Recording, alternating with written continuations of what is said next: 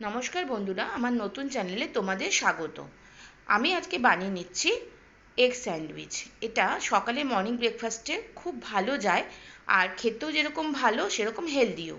তা দেখে নাও আমি কিভাবে বানাচ্ছি। প্রথমে আমি পেঁয়াজ, ক্যাপসিকাম আর লঙ্কা একদম মিহি করে, যতটা পারবেন মিহি করে কুচিয়ে নেবেন। এবার ডিমটাকে নিয়ে সেদ্ধ করে ডিমটাকে খুব ভালোভাবে স্ম্যাশ করে নিলাম। এবার কেটে রাখা সবজিগুলো দিয়ে দিলাম। এবার দিয়ে দেবো কিছু সস, যেটা এই স্যান্ডউইচের টেস্ট আরও বাড়িয়ে দেবে। আমি দিলাম 2 চামচ মেয়োনিজ আর 2 চামচ শেজওয়ান চাটনি। এটা দেওয়ার চেষ্টা করবেন, এটা দিলে কিন্তু স্যান্ডউইচের স্বাদটা খুব বেড়ে যায়। আর দিলাম 2 চামচ টমেটো সস। এর মধ্যে এবার দেব গোলমরিচ গুঁড়ো। যদি ঝাল কম খান তাহলে গোলমরিচ গুঁড়োটা রেখে লঙ্কা কুচিটা স্কিপ করতে পারেন। এবার দিয়ে দেবো চাট মশলা। চাট মশলাটা দিলে কিন্তু এর স্বাদটা বেড়ে যায়। আমি নুনটা খুব বুঝে দেবো, খেয়ে দেখেছি নুন যদি লাগে তবেই দেবেন, কারণ সসের মধ্যে কিন্তু প্রচুর নুন থাকে। আমার মনে হয়েছে দিতে হবে, তাই সামান্য একটু নুন দিয়ে দিলাম।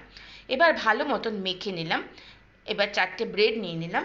ব্রেডের মধ্যে মিশ্রণটা খুব ভালো করে স্প্রেড করে দিলাম, যেন একটু ফাঁকা না থাকে।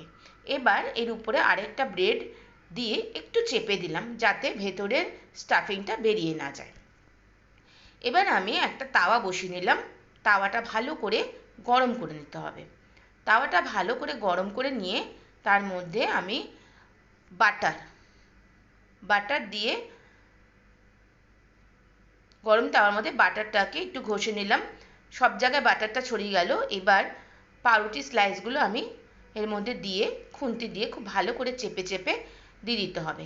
ওই পিঠ হয়ে গেছে, এবার উল্টে দেব। তার আগে আবার একটু বাটার স্প্রেড করে ভালো করে ওই পিঠটাকেও বাটার লাগিয়ে নিলাম। এবার এই পাউরুটিটাকেও সেম প্রসেসে আমি উল্টিয়ে বাটার লাগিয়ে নেব।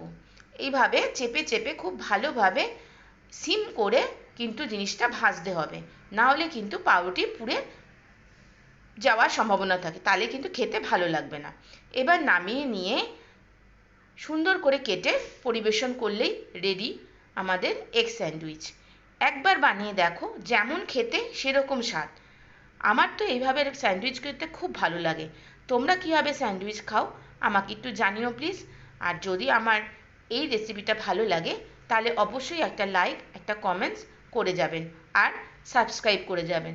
কারণ একটা লাইক, একটা কমেন্টস আমাকে অনুপ্রেরণা দেবে আরও নতুন নতুন রেসিপি তোমাদের সাথে শেয়ার করার জন্য। Thank you for watching.